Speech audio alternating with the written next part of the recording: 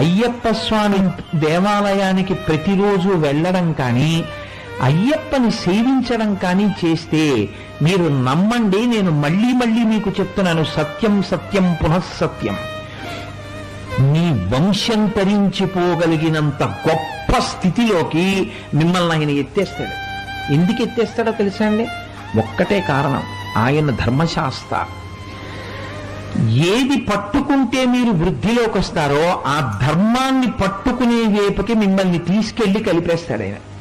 అందుకే ఆయన ఎక్కడ ఉంటారో, ఎవరు ఆయన దేవాలయానికి వెడతారో వాళ్ళు ధార్మికులై బ్రతకడం వాళ్ళకి అలవాటు అవుతుంది.